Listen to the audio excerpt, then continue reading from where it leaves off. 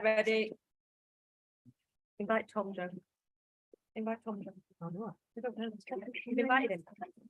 He's playing a game. Are we actually live? Yep. Right, and I've got everybody here. A bit of a technical issue there, so just as we were about to start, the lights went off. So hopefully, you can see this. But good evening, everyone. Welcome. I'm Isaac from AHDB. Super excited to bring it here live from LAMMA, even though somebody forgot to put money in the meter. For those of you that don't know, so LAMMA is a massive practice show. You can kick as many ties as you can get around in 2 days. But we're here to, with the Agri-Leader Circle, talking about and how we can bridge the gap between farm and fork.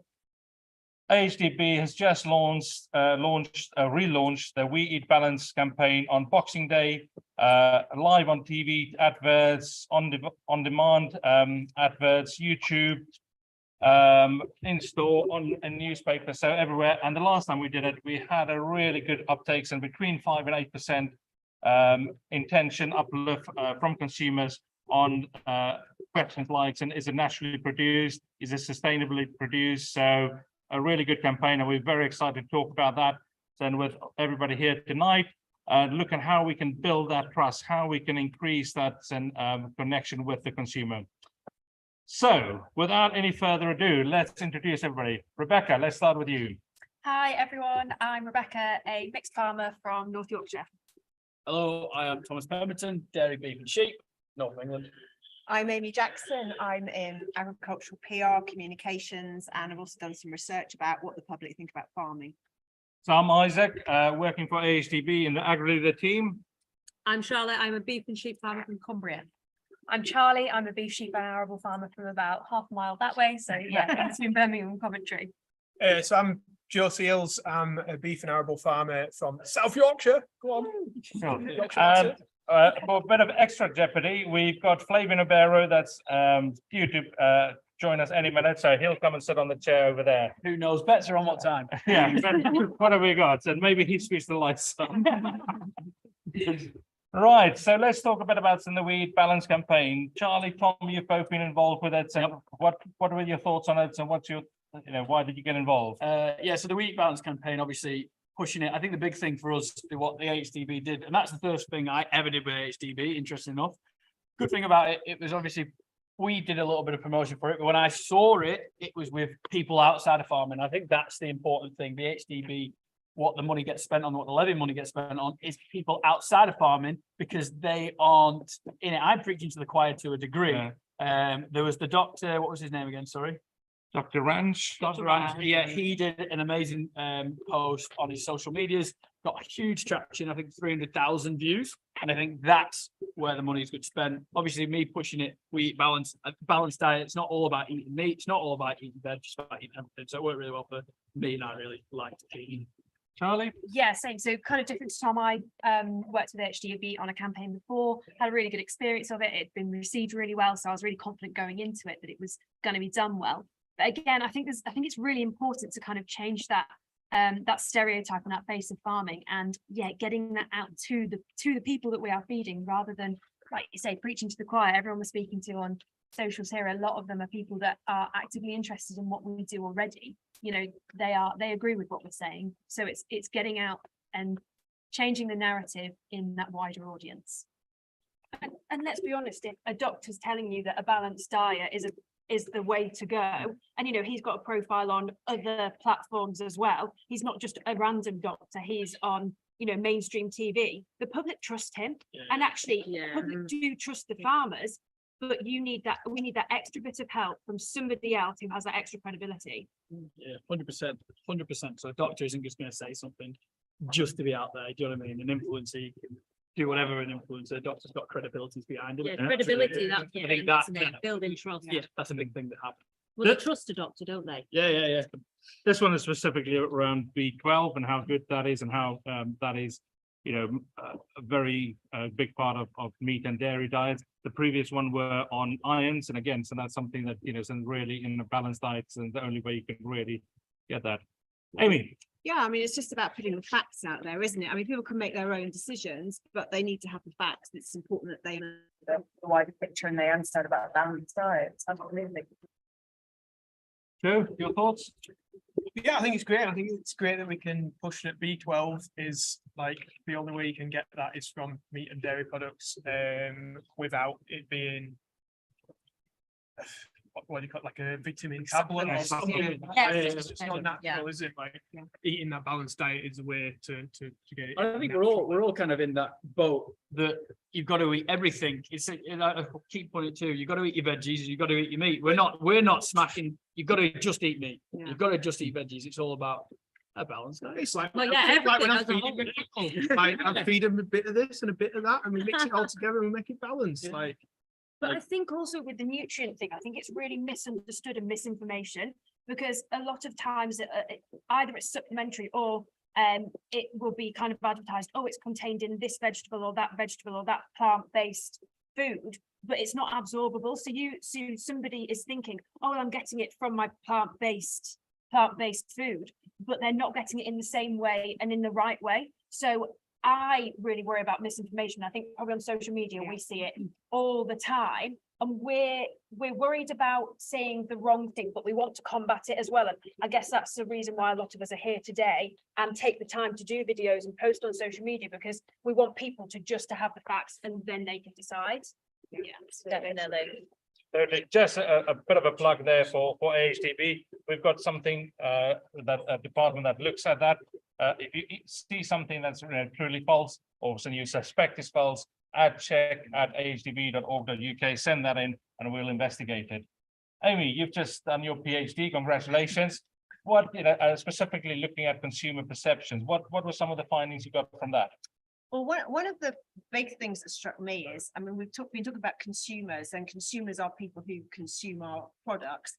But actually, what's really important is the public, is everybody, our citizens, because they also drink water, breathe air, they live next to farms, and actually we probably need to expand it a bit and think more widely about the public, because the people who don't eat meat and dairy are also audiences. They can also be concerned about what we do. So the first thing was, let's sort of think more broadly about citizens and public and not just about consumers.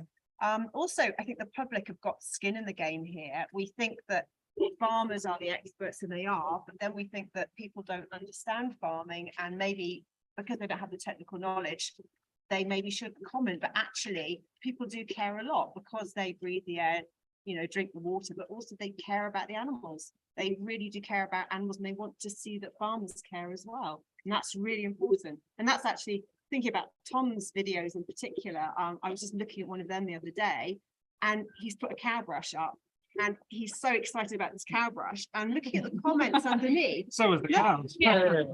No, he was more excited.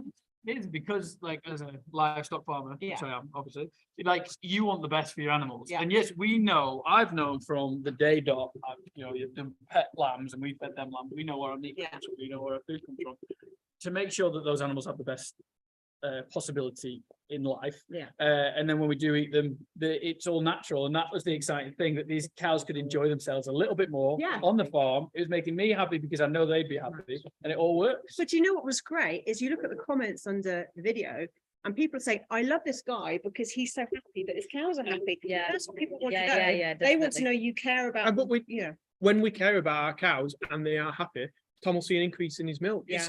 Like, we're doing this, we love making cows happy, and it's good for business. Profitable as well, Like, isn't it? Yeah.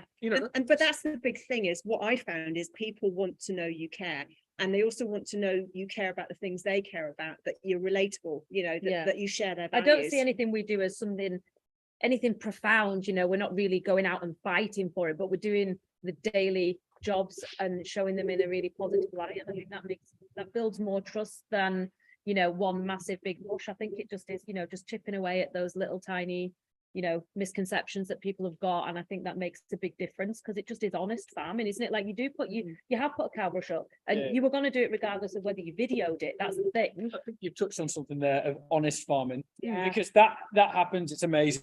And I think the important thing to do is not just show the rosy side of it. We can all just show the rosy side. Yeah. We all do it, and everyone's got their own platforms and their own right here.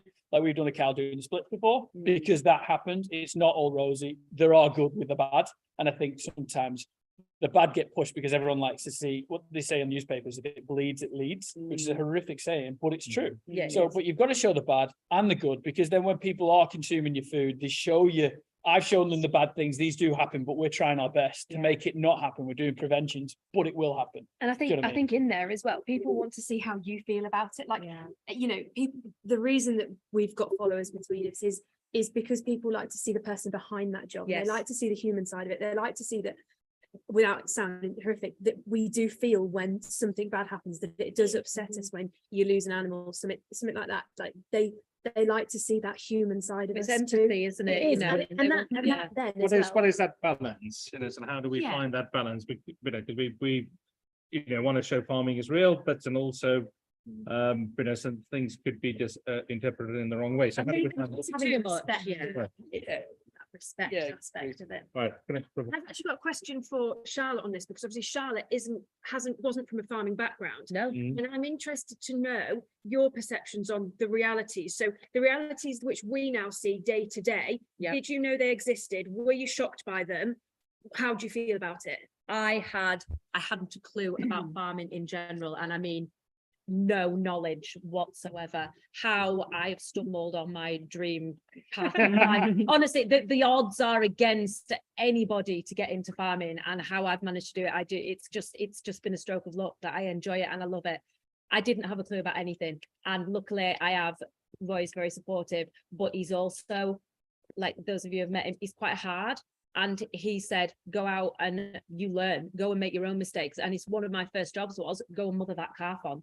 Now, for someone who's come from a non-farming background, to be faced with an animal of that size, and then a kicking animal of that size, not just, it didn't want that calf, and that was my job to put it on. So I learned the hard way, I think, from the bottom up, and it gave me an overall respect, which has pushed me to share the story more, because I understand why people are so concerned, because I would be as well. And I mean, my friends from Preston, like I have a friend who's a teacher, and she genuinely texted me one day and said, can cows walk up steps? It was a conversation in the staff room. And although it's silly, it shows the lack of knowledge that people do have on basic things. And that's why I think we're doing such a good job between us.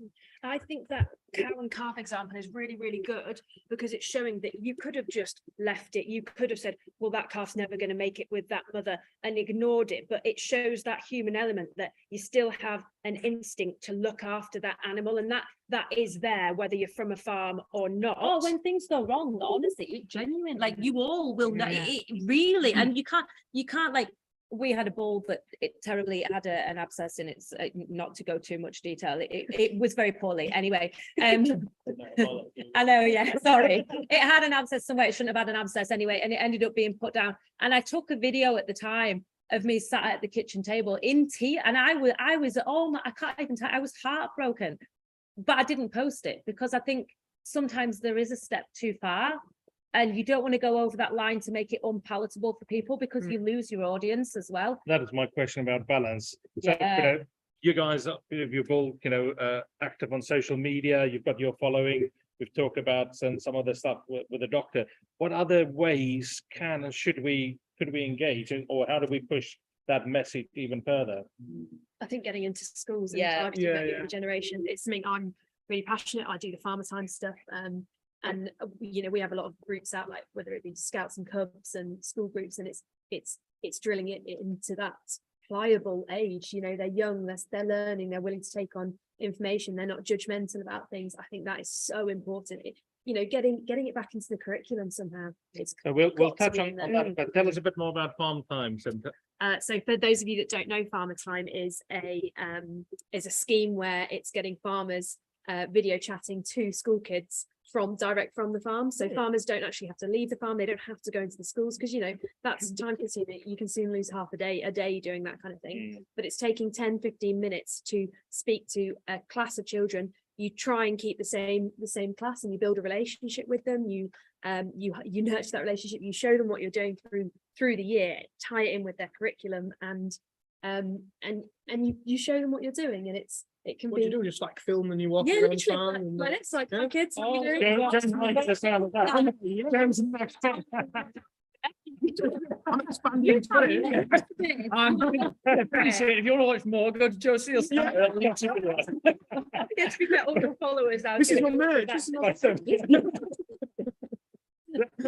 Yeah, so any other thoughts on schools and getting into schools? Well, no, I was actually just going to say a bit about the importance of people seeing a real life farmer and hearing from real life farmers, because what I found in my research is I talked to 60 people and spent like an hour with each of them asking them all about farming, and they see all these images, like even if they watch Countryfile, they'd see pipes and tubes and gates and mechanization, and they would form a vision, and they're worried about what farming's like, and they don't understand necessarily what that picture means. But then when they meet a farmer, they say, oh, but there's this woman down the road, she's got a robotic milker and she loves her cows and blah, blah, blah. So that balances that image she's got. And that's so important, because the more farmers they know and understand the motives of, then the less these sort of images are going to be misunderstood, or negative images are going to take root. So that the farmer interaction is really important. So they understand you, share their Do you know what values. really warmed me at one point? We went to Yorkshire Show, and I was stood next to sheep pens, and I heard a girl who was clearly not from farming. She had 3 kids with her, and she was explaining to her husband how fly stripe worked in sheep. And I thought, do you know what? Someone has nailed it. And from TikTok. And I thought that is what it's about. That is telling someone why we do what we do and showing them the bad sides of it, but also showing them like the preventative measures that we take. And she really got it. And I thought, do you know what? Someone has made a difference to that there. So rewarding. Yeah, it was. It was. I was going to ask if there are farmers watching who might be thinking, I want to be more approachable to the public, or easy for the public to understand. What would be your one kind of tip in making it? Is it not using technical terms? Is it doing it on video? What's the way, or a key? I mean, there can't be one key, but what's the key? Everybody think about that. If you're struggling with visual or audio, go onto the AHDB. AHDB YouTube. Thank you, everybody. Joe. You can, oh no, send, Oh no, sorry, no, we're not doing that. well, so put questions in. We'll try and answer the questions. Tell us where you're from. Tell us whether you're farmer or public. So put it in there. So, sorry, and Rebecca's question. Yeah, is there a kind of magic key that farmers can use or harbour when they're trying to address and be as approachable as possible to the public? I think that what we tend to try and do is we say we want to educate the public, so we tell them and they change their minds. Actually, we need to listen to them, listen to people's concerns, and meet them in the middle, and maybe think about changing what we do. And sometimes you were talking about not being afraid to talk about the difficulties. People don't expect perfection. They want honesty, and they want to know what the difficulties are. And as long as we're trying and we're seeing the issues, and we're recognizing and listening to people and say, yeah, we understand, you care about this, we hear you. That's what it takes, is people just want to be listened to and heard, and their concerns listened to, because they've got skin in the game too. I think the perfection as well, when we show something as too perfect, it's not quite as trustworthy as showing it as. It's got to be authentic, yeah. Like that. Absolutely, And yeah. people That's they the can good thing relate about to. YouTube and like social media. It's not perfect, it's not polished, it's not like highly edited. Like I do a video. Instagram. Charlie, what were you going to say? You need people want it to be relatable. Yes, Like, yeah. if it's perfect, it's not achievable. It's not. And when farmers sometimes talk about, oh, we get really early and we're really hard. I mean, that's fine, but so do a lot of other people. And I think it's about reaching out on the fact that you're also, you've got brothers and sisters, and you care about your animals, and you are upset if something happens. I mean, what everybody does, they need to know. You don't want people to be grateful for you. You're just trying to put your message across. Yeah. I think on that hours thing, that's really interesting, because it really depends on the type of farming system you're doing. Yeah. Because in lambing, like Talking from the LAMMA show. you have late nights, early mornings in lambing. Dairy is consistently early mornings. Yeah. But then I've seen some people who try and finish earlier in winter. So I think you're right. It's relatable that you're busy in farming. There's always a job to do. Yeah. But what's not relatable is us preaching being how tired we are. But people often have that perspective, and we just go along with it. You're a farmer, you must be so busy. Well, yeah, I'm really busy in harvest and I'm really busy in lambing. But in the run up to lambing, I'm more odd jobbing. There's always an odd job, but I'm more odd jobbing. And if I had a day away from the farm, some jobs won't get done, but it's not life threatening. But Yeah. you've also probably got hobbies and other things, like you're the same as other people. Tom, the dairy farmer, wants to come in here. Yeah, I've got a bit of a curveball here, and I don't know how much, sorry to say if I'm good. So one of the biggest TV programs is Country File. Is it too perfect? In my opinions, I know it's a massive curveball, and farming, we talk about it. I get comments of people outside of ag, and I'm sorry to bring it up, like on this, but I think I'm just bringing up what everyone's saying, is that it's for too long. We used to watch it at uni 10 years ago, Country File Sunday. Now, no one watches it because it's too perfect. It's not right in the farming. And I think that could have ruined it for farmers, because now they're portrayed to have this perfect thing. Everything's bedded up with 2 foot of straw. Everybody's making artisan cheese. and stuff like that. So then when you get a farmer like myself, who's not making artisan cheese, I'm not like selling out of a farm shop and things like that, then people are like, well, he must be that other type of farmer then that's like in the media, I want to say it like there's a lot of bad images portrayed by the other side of the media, so he must be that type. Yeah, I'm sorry. I think media has moved on. It is, and what were 10 years, what were accepted 10 years or put forward 10 years now is very different with social media. You can't, what was 10 years ago, what they put up, and this is why we're chatting here, to talk about this discussion, 10 years ago, and they probably got a little bit softer, and now it's got so soft that you can't put anything up, apart from my social media. I can put what I want because I'm controlling. That they had a massive handful, they had a massive like wedge of people they could see, and they've not helped us at all. So I'm sorry to dig him in here, But but I think it's They yeah. do, however, put farming into the living rooms of. Yeah, that is a good thing. Well, 7 every million. Sunday, they're not necessarily maybe in the context that we want it putting in, but they do reach a wider audience that we could never I do. get that exactly. You've kind of said it, I but then think you it's put like 6 million into it of a perfect farm. Yeah, But you're you right, wouldn't yeah. get 6 million watching it if it was more if it was more gritty. They want the glossy magazine. Yeah, That's I've got a it. comment And to they say, wouldn't yeah, different horses for yeah, different yeah. courses. like free range organic So I think is what Country File's so I for, think that's you've what my got to comment's saying, bank that at least 6 million people are getting something. something. Charlie, But they're getting the right thing. It's a good It's- start, but is it the best we can do? If they're No. getting the wrong thing, 6 million people getting the wrong thing or something, it's not helping, it's hindering. And does it set us up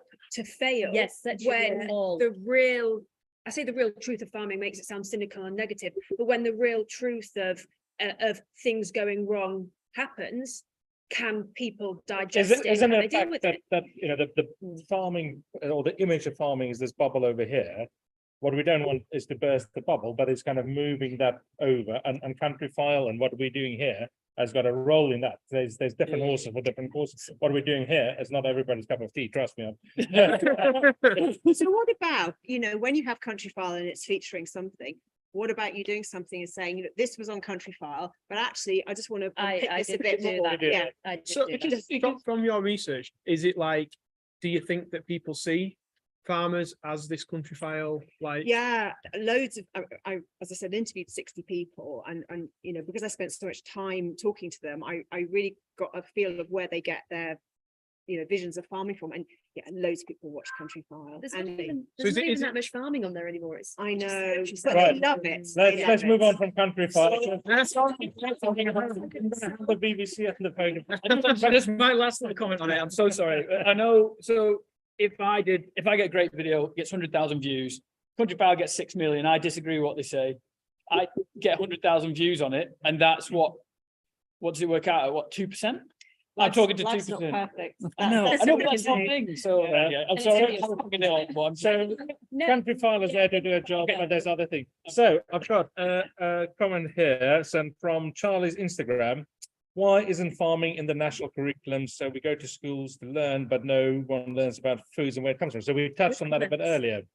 yeah, but I mean, this is something I feel so strongly about. Like, why isn't it taught? I remember when I was at school, so I'm 27 now, but I remember doing geography at GCSE, and there was like a little corner of a page of a textbook, and that was on food and farming. Like, food sustains us. Why is that so? Like, why is there nothing being taught about that? Even like food tech.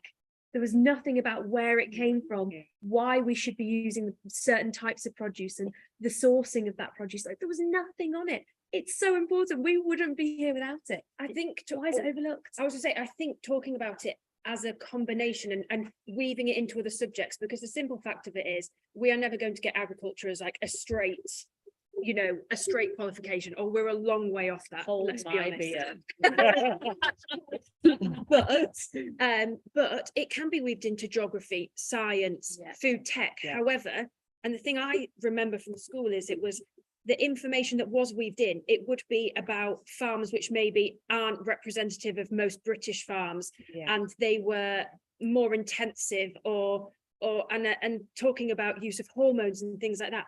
Well, if you're buying meat with hormones in, it certainly isn't from this country, and yeah. something's gone wrong. Just to give AHDB a big plug here, so we work with the British Nutrition Foundation on something called Food a Fact of Life, where we go and teach the teachers. So we've got some workshops through all January through to March in London and Edinburgh, 150, 120 teachers at a time coming in and giving them resources that exactly fits into the curriculum, so they can just take it off the shelf and put it in front of the class and make it easier for them. And then they can use that all their career. Exactly, Right, and just it's getting that bias we talked before it started this, and changing some of that bias. So if you want to get involved with that, look at the AHDB Education Resources Order Form, and you can get involved with that, and and talk to you if you're a school governor, so make sure some of the teachers go on to that. And there was something on there as well, that if you're having school visits out as well, you can use that as Yes, well. totally, That's totally. something- Yeah. Well, the good something thing as we- well is if it's the British Nutrition Foundation, it's going to be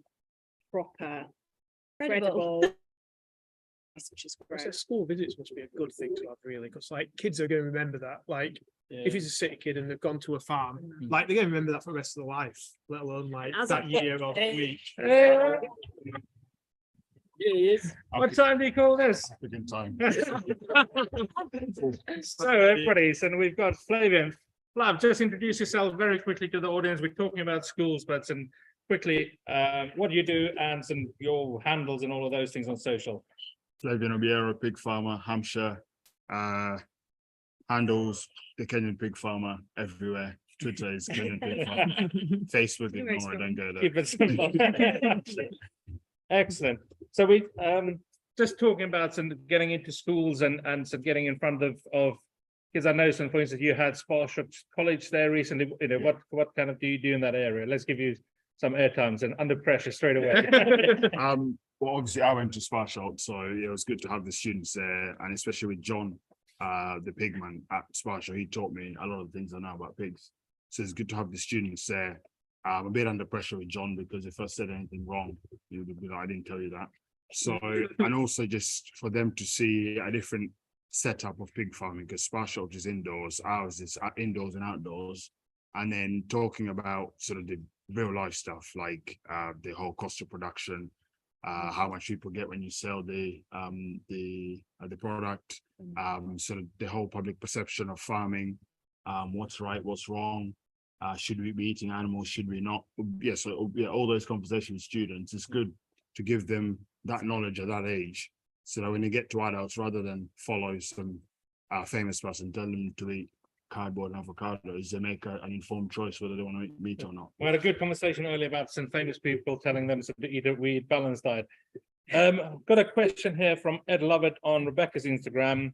Should there be more open farms and spaces for public to access and visit, including schools? Your thoughts on that? Yeah, definitely. Yeah, definitely. Even if farms aren't open, because we've still got to be working farms. Our key aim is to produce food, but even if more farms can offer that space for children, people to come out and have a look, like a lambing open day, open farm Sunday, massive one, Yeah. absolutely incredible. More people. But the only problem is that what we've chatted about before is because we're mad busy, it's a struggle. Yeah. But then Yeah. obviously they're taking these grants away, single farm payment. Yeah. Maybe that's something. People, yeah. they Open might your be farm spurred up on a into single, it, and yeah. that's a way to get single farm payment. That's a way to get grants Yeah. to bring more farms into it, and education and stuff. That could be something. I think one of the problems, you kind of get to a certain point with Open Farm Sunday where you've had as many people in as you can, and then the harder to reach kids are maybe in inner cities and so on. So that's a real challenge, which I think we have to think about. Is But how do we geography is get a to massive them? issue, isn't it, as well? Like, how do you get children from Yeah. Yeah. in the middle of a city to rural Cumbria Yeah. to see a farm. It's sometimes just Yeah. not practical. Yeah. Even the distance down the motorway is too much when, Could- you know, well, Joe And is that's- in the middle of a city, so there you go. Your farm is- What Charlie was doing before, when Yeah. you did it all from your phone, weren't you? Yeah. You know, It's so technology is exciting. amazing. We They're live in the bringing it down. 21st century. The That's questions amazing. they come out with as well. Mm. And they're so resilient as well, these kids. Like you think, I remember the first time I did it and it was like, I was like, oh God, like what can you talk about? And the questions they come out, like they're tough. They're not going to get upset about those things. Like, and these were kind of 7, 8-year-olds. Like they're tougher than we give them credit for. So I like you can be more honest with them Do than you- you think. Do you know how many farmers do that? I don't, but I Not can enough. find out. Yeah. Yeah, not enough, yeah. I don't know how many. It's one of those things where we're getting to a stage in society now where social media, people have access to everything. And as farmers, if we don't tell the story like we know it and be open about everything we do, then other people are going to do it for us. And if they do it for us when they do it wrong, we can't blame them. Yeah. So Yeah, we've you're got to right. put You ourselves be out there, there. aren't you? Your Toms and all the people here, and we have to put ourselves out there. It's tedious, you all know that. It's tedious. Like Yeah. you're bedding up, you're like, oh, let me film myself bedding up. It's such a mundane job. Yeah, people are doing it, so we need to show them. Because I think if we've got the public on board, supermarkets will listen to the public, Yeah. politicians will listen to the public. So we just need to have them on our side. We said before, like just the daily grind, showing Yeah. people just chipping away that little bit, you know, this is bedding up. Literally, This is a I cow do a growing. video every day and I'm strawing up every morning. But it's like, look, this is what we're doing every single It's day. the truth, isn't I'm it? You looking- can't argue with the truth. If somebody wants to say, oh, you know, farmers don't look after the animals, it's like, well, just watch my video every day. Like, I'm Yeah. bedding them up, I'm feeding them up, we're injecting them, worming them, like it's all on there. Like, Rebecca? check it out. I was going to say, I think I was probably a bit naive about, obviously it's so easy, we step out and we're on a farm. So I was definitely naive to how difficult it is for people not from farms to get to a farm. But I went to a city farm in London, Surrey Docks Farm, and I kind of walked into it. And if I'm honest, I was a bit cynical thinking, well, it's going to be a hobby farm, a couple of pigs here, a couple of sheep there.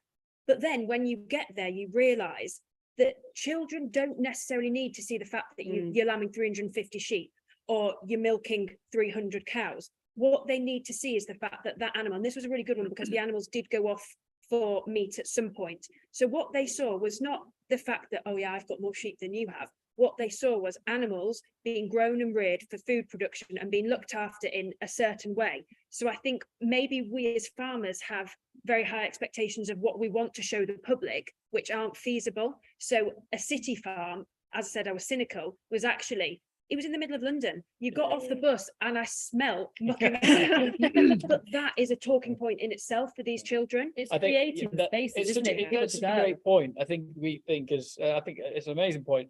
We think that because you're milking sheep, because you've got 350 sheep, or you've got, you know, we're behind the biggest combine in the world, probably not. Yeah, okay. anybody wants to But see that. people don't care if it's a 40-foot header or a 20-foot header. If you're outside a farm, and they just go, wow, that's massive. You know what I mean? I think that's 100%. We look it into it. We've got to be doing all this. Good comment here on Charlotte's YouTube saying, seeing a perfect field of corn is great, but learning from you guys what farming is really like is so educational. Your town is like me, you know, so, well, that's a job. Yeah. That's There's why, a- that's literally Yeah. why we all spend the time Yeah, doing. it's nice, comments like and that. do you know what?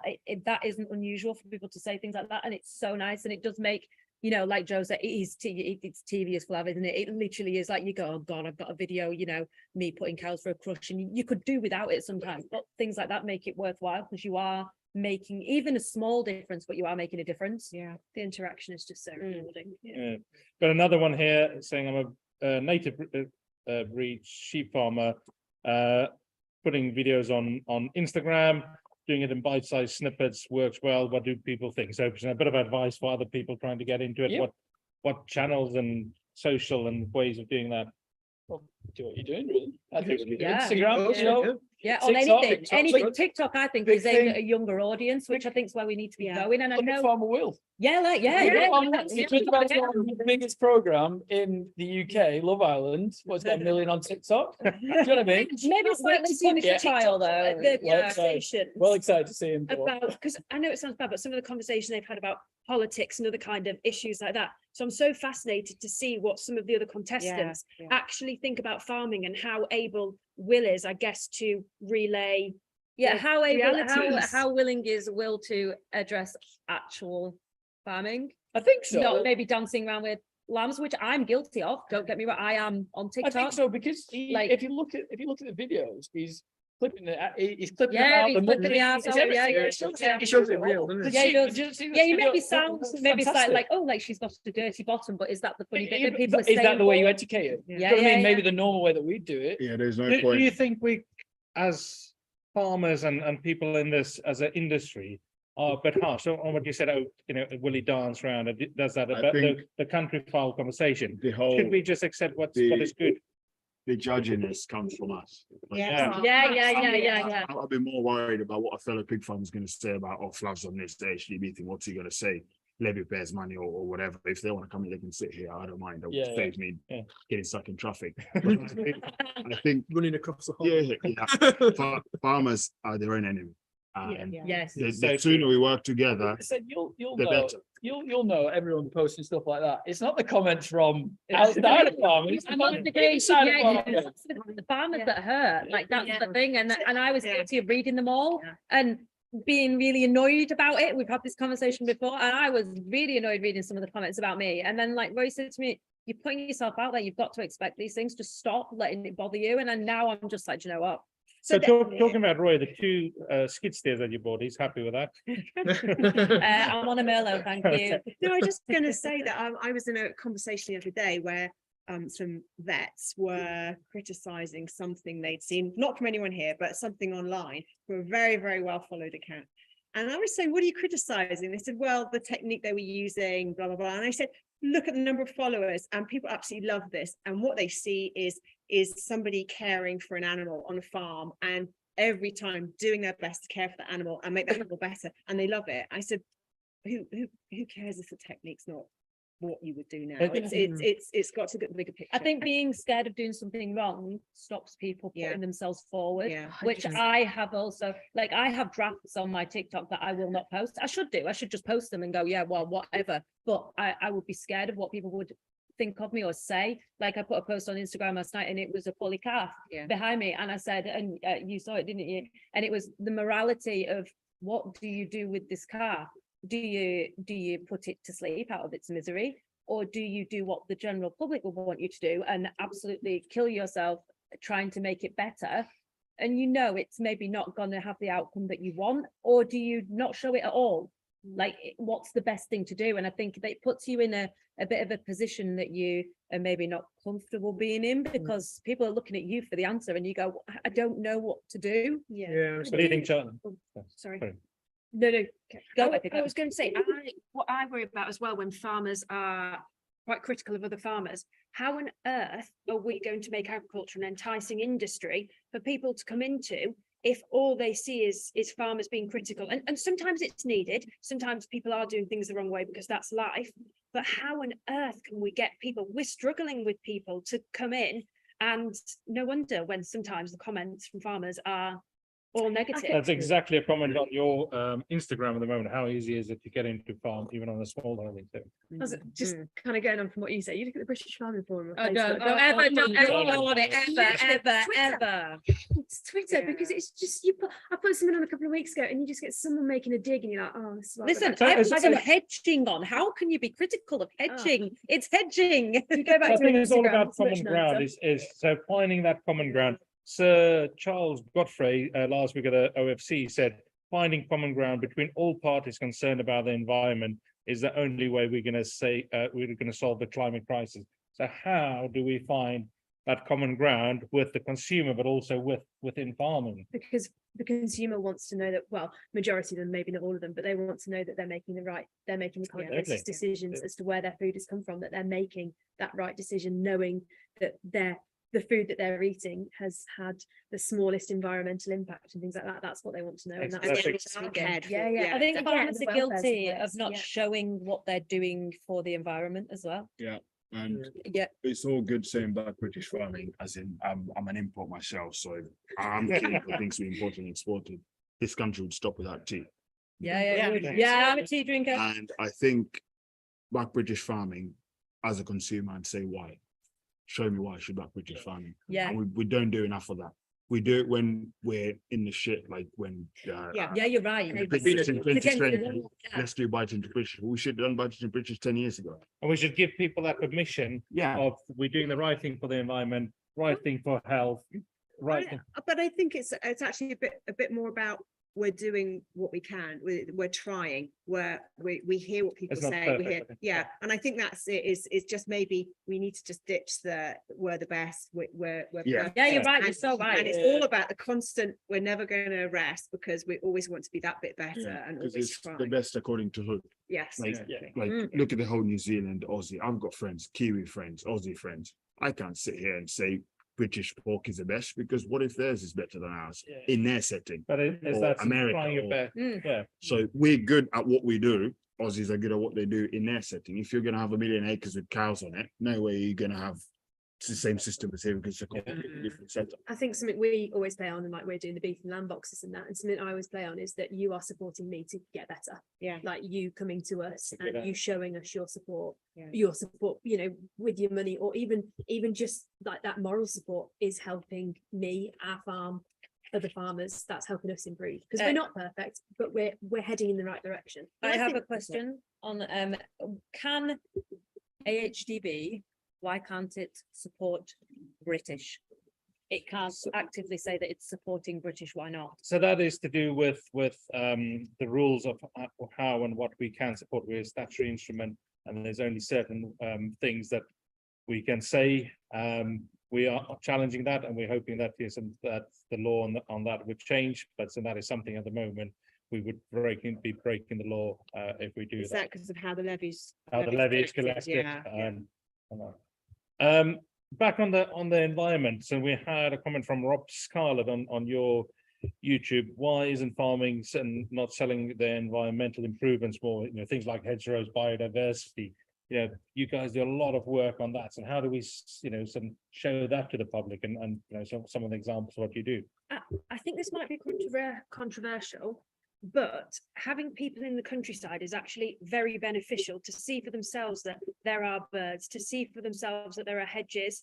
I mean, we've had cover crops in which there's a lot of talk about cover crops, but for us, they've worked really well. So they're not only helping the soil, but when you look in them in the run up to winter, November, they were flowering. We had bees and things in our fields in November. So I think getting the public to see them, and actually we're going to have to do that on social media because we're not going to get everybody onto the farm, but just being honest, because I think the arable side as well, unless it's in a big tractor, it's not shown as much on Instagram. So I think showing what you're doing in the fields, I think it's tractors and livestock which gets the kind of views on the whole. To show actually what's going on in the fields, I think is really, really interesting. And as I said, see the birds, see the wildlife, because we have loads and we're increasing it. We've got more hedgerows now than we did 50 years ago, but the narrative that's portrayed in the media is farmers rip out hedges to make fields big, but we're 50 not years doing ago, that. farmers were told to rip out hedges. Yeah, For production. Yes. So then farmers ripped out the hedges and now they're doing what they're told and people are forgetting the past. Like it was how it was, a rep rolled into your yard and told you that, production is the way forward, make more food. And then obviously now times have changed, but farmers haven't just ripped out the hedges for their own benefit. They were told to do that. So how do we show to the public the hedges that you're planting, the biodiversity that's increasing? Can I just say some of the most powerful stuff I've seen on social media is where farmers are out in the field and they're saying, I love this, look at this block of lapwings. Yeah. Again, that's the point, is people want to feel you care. Mhm. So when you show you care and you say, I love the fact that there's this little bumblebee on this thing, that really hits I like home because Tom, you're that getting you get pleasure. genuinely Yeah, you're getting excited pleasure about out of it. doing stuff like it just is you, and I love it. I think Yeah. it gives you a certain enthusiasm for the industry, and you go, like cow brushes. Woo! Yeah, personal connection. Yeah, I love it. Yeah, that's what they love, is they want to see that care. Is the and animal, affection. the care for the animals, is the care for the environment. wildlife environment. Yeah. Yeah, I've seen it when we've been planting maize and I've gone round the lapwing nest and everyone's like, oh wow, that's brilliant. I know. And it's like, well, we've just always done that. Yeah. Like, Yeah. that's- Nobody actively wants to go through. Yeah, Yeah. no, I know, and our contractors also have done exactly the same thing, but it's seen by no one. And it Just that doesn't mean it lapwing. isn't happening just because it's not on social media. These guys are good guys in general, and they are not just going to, plow into a curlew nest. they will go around it, you know. But that's your evidence, isn't it? And that's showing actually every time they see that happening, that's adjusting people's perceptions of what happens in farming. But I think Yeah. that's a lot of things that we all do naturally that we forget we do. You Yeah. kind of just do it as part and parcel. Yeah. I think it's maybe, I'd forget to yeah. promote that because We just see you it as just an do it, everyday yeah. thing that we do, but yeah, I think one thing which will be coming, and not just on the wider than the environment, so actually what you can see, we're going to start having foods where the carbon impact and the environmental impact is going to be labelled. So consumers will be actively able to make a choice with food that they see in the supermarket. I mean, I think that I have quite a lot of reservations about actually measuring carbon and all the process leading up to it. However, farmers are going to be more accountable than ever when it comes to labelling and what they sell. And we see it across, and I don't know if you're seeing it in milk, but there's a lot of sectors now where actually, if you can prove that you're improving your environmental impact or you have a lower impact or whatever, you're getting paid a premium, or you won't get paid as much if you're not doing it. So accountability is going to be very, very obvious for a consumer to see as we go down the line, you know. So we probably need to get these videos out and show that it's not just as factual as this has this emissions for that carrot. We need to show the story behind it, so we're not at risk of it being so academic and a number on a packet. We need to show there's a real person. I don't think it's just for the promotion of the industry as well, because there's a lot of talk now, as like, again, very skeptical about carbon credits, but there's a lot of talk about biodiversity credits as well. And I think there's some real traction there. I think there's really something we can do with that. And so we're going to need to find a way to quantify that, and whether that is just by documenting it, then we need to get better at it. Because we talk about how we do these and how people like to see stuff. They don't want to just read things and think, well, what does that kilogram of carbon actually mean? They want to see, well, actually, it's because we use this sort of establishment when we planted it, and therefore we only went across the field once with a tractor, as opposed to 3 or 4 times to get that plant growing. And things like that are more obvious than a random number, which actually means nothing. It's almost like the new feed provenance of where does the food come from? How was it produced? Then you starting up your own charcuterie business. Yeah, that's going to be interesting, especially with environment health. But I think for me, something that's always baffled me, that like the cow sows or the female pigs that finish production, they get sent to Europe mainly, and then they get processed there quite cheaply. I think the lowest I've ever seen it recently is like 10p at Ashford Market for a fully grown boar. wow. Yeah, 10p a kilo. And Still, yeah, but But still, it's like ridiculous. it's nothing. You don't even pay for your diesel. And then I've never seen the cured meats that we buy from Europe. I've never seen any for a low price. They always sold at a premium price. It's almost So- making some money out of Yeah. it. So why can we not process it in this country? I'm hoping to do that. Yeah, Food yeah. miles and all that's it all ties together, doesn't it? Yeah, so that's the plan. So, I mean, even if talking about saving input, saving fuel, saving food miles, are all about the environment, you know, stopping waste. It's all about the environment as well. So I think there's maybe more you could add on to your stories around that. So we feed a lot of food waste that Yeah, would yeah, just go to Yeah, we landfill. do. Yeah, we So do. like- Imagine the methane that's See, come out of that. Exactly, But that's that's a what I'm saying. really It's just good- wasted It's a otherwise. really good story, because where are the animals going to be to eat that food waste if we don't have animals? Yeah. That's part of the cycle. We had 1 million packets of crisps one day. That was Worked it out. interesting. Yeah, that was How interesting. many I did you watched feed it. for the It animals? was a long time opening them. Yeah, and bread. Yeah, did you ever watch the program? It was I think Warburton's, and they literally they know they're over making bread, like, you know, they're overproducing, and they know that, and they're overproducing on purpose just so that the competitors don't get in. They're not bothered. Like, is that not where we should be looking? Really? I think it's very easy for us to harp on about food wastage though, and that's just planting the blame elsewhere, and it's Yeah, not you're really in our hands. Yeah. You know, we need to kind of, rather than going down that negative never change that, could story. No, we Never. can't, you know. And Joe's Like, cows But it's thank you. positive that Yeah. the livestock industry can use it. At least It's it's always going to have. Yeah. I think we're better off going with that positivity of like, this is why it's Yeah. good, right? yeah, yeah, okay. Although it's realistic, like people don't want the sad story. No. But we can help people with their food waste by actually showcasing what you can do more with the food that you have left over. Just because it's a leftover and it's finished with that meal, we're probably looking in the sense, because we're at home a lot, because we're farming, we can be a lot more adventurous and have the time to cook leftovers and things. Other people who are working away and then come back late need something instant. Well, actually, there's ways you can use leftovers and use them instantly. but people probably just don't know. So actually, we've got more of a job to do probably on the cooking side, as Like, you know. I think that's definitely. Like Yeah. favorite cooks in there. I always do like pimp my leftovers. See, Yeah. sometimes leftovers taste better than what you actually like. Yeah. Roast, you Absolutely. could be eating sort of whatever was part of the roast on Wednesday because you're just changing it up, whether it's a curry or a sandwich or like Christmas. I don't want to see a roast for the next 2 months. You're eating so much roast meat on that day. I just Burgers are always better the next day. Cold. go back to what Charlie said about optimism, and I think that is a really important point. Is there is a perception out there that farmers moan a lot and it's negative, and I think in a way they hear a lot about the unions trying to make a case about things that aren't right, but that pervades, that kind of gives you an identity. So when you're optimistic and you're positive, that makes a massive difference, because again, that's challenging that stereotype. So really important. So we're here this evening, and the title was Bridging the Gap Between Farm and Fork.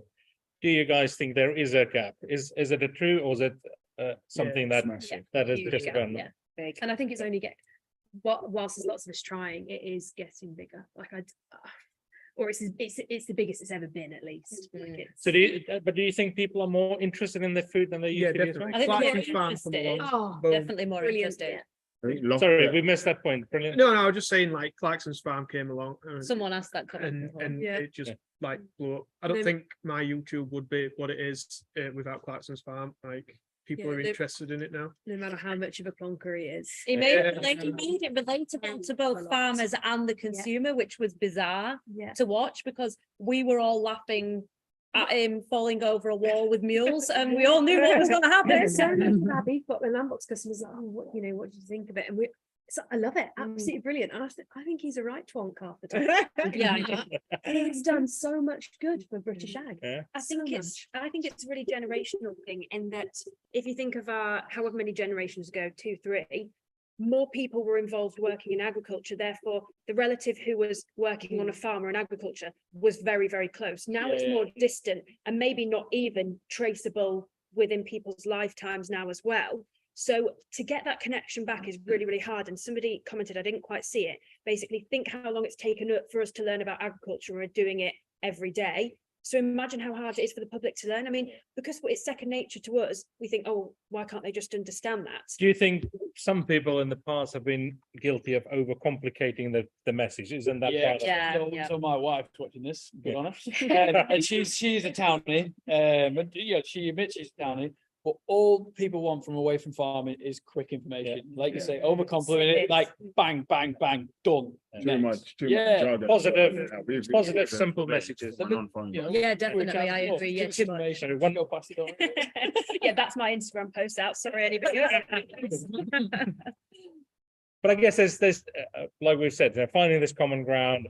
So different horses for different courses. There'll be different, people will look at different things. So And a point one of my friends made the other day to the Oxford Farming Conference and Oxfordville Farming Conference is that farmers need to get out of their silos and engage, because amongst farmers, I'd like to talk to someone on the way up here. Amongst farmers, there's so many little, your region, your organic, your. I agree. yeah, It's like, look, we're just trying to do good for the environment, provide food for people, and make a living. Yeah. That's all we're doing. I was listening And to that's a a common podcast on ground. the way down, exactly said that. All these siloing, whilst we're wasting time trying to distinguish whether your region or whatever you're going to wear Doc Martens or Air Maxes, go use that energy and make food and educate other people about making food. Yeah, we are. It's as simple as that. It's not that hard. No, and we are very good at playing victim still. So Yes. Yeah. and- Well, that's awful. Say that rain today. right.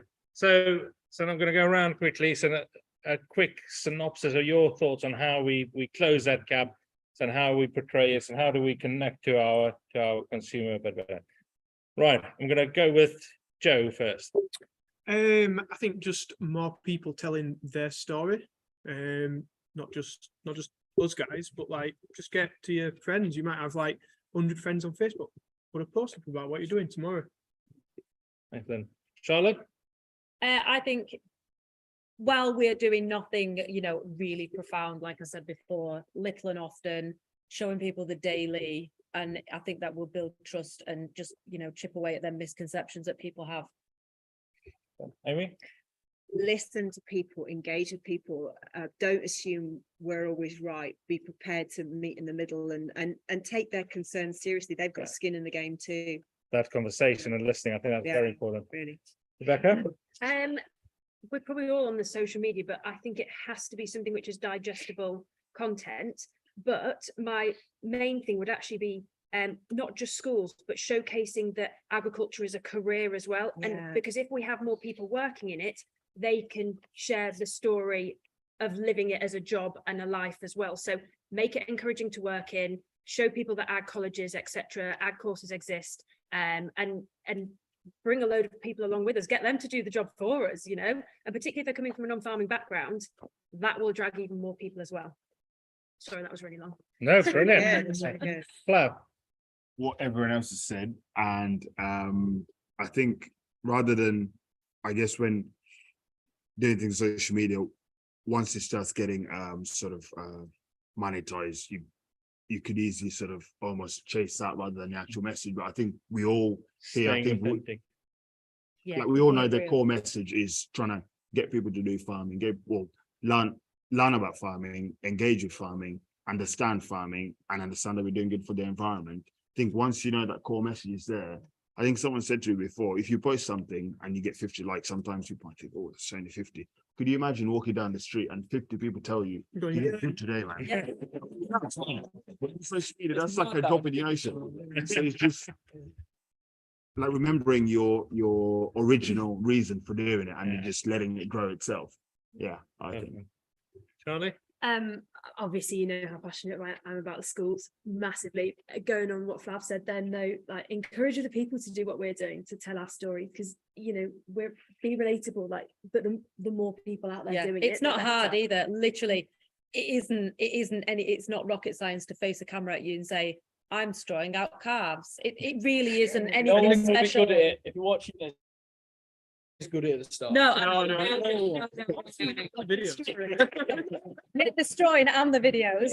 Maybe that should just be the next live stream. We all do like a react as all watching each, like Tom's. Oh. Watch That the best videos. I like a lot of like, It's you've true, learned yes. on the job, haven't you? Yeah. You've all learned to do this by doing it. And I think the great thing with farming as well is we have like these beautiful backdrops of Yeah. like, It's free, isn't it? Yeah. because you can just pull up like. Like the fields or Pennines. something. Who else has the Pennines? Have a Yes. motto. Any more than 3 takes, give up. That's my motto. 3 takes. First time. First one's good enough. Right, I've lost track of where I am now. Charlie, were you finished? No, but yes. Yeah. I'll never be Schools. Yeah, school kids. Tom? Yeah, so I really like what Charlie's doing, and I didn't really know that you did that. I think that's I amazing. like that. Something you can do and educate straight to kids, and like we're all doing at the moment, this whole social media thing. I think that's really important.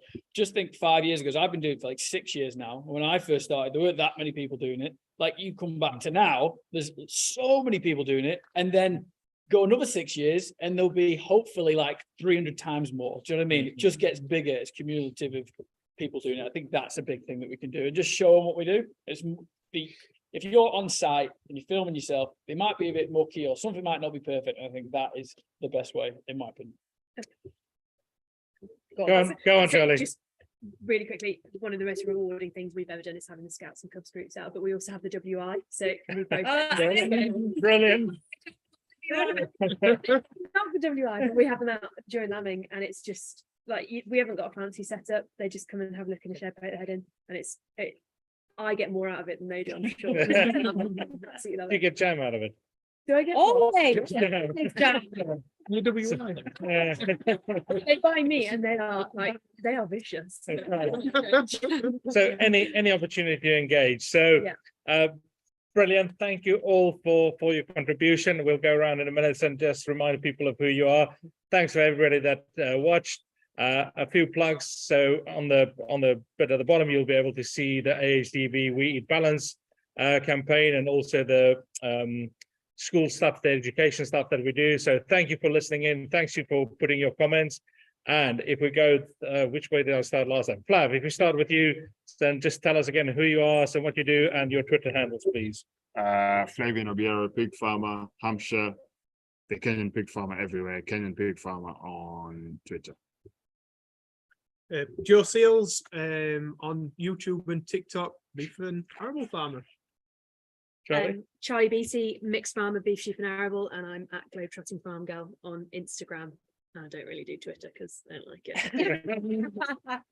it. Charlotte Ashley, and my handle on nearly everything is Charlotte Ashley Farm, YouTube, Twitter, Instagram, but I don't really use Twitter. Same, I don't really like it that much. I'm Isaac AgriLeader, IZAK AgriLeader on most things, but I'm really not in that space. But if you want to do that. Amy Jackson, farming communications, and I'm at Oxtail, that's Oxtale on Twitter only. This is weird. So I'm Thomas Pemberton, Tom Pemberton Farm Life on YouTube and a little bit of Instagram and stuff like that. Just Tom Pemberton Farm Life, it works. Are you Thomas on a Sunday? Full name Thomas Charles John Pemberton. My dad wanted a Charles. Charlie. Charlie is the best, yeah. And I am Becca Farms on YouTube, and then Rebecca Wilson 722 on Instagram. You can tell I never actually was planning on doing Instagram with that. Change it. So thank you guys, a really good discussion. Thank you for everybody that listened in. Get involved, like, share, and get involved with the Weed Balance and everything that these guys do. And let's stay positive. Let's get a good positive message out there.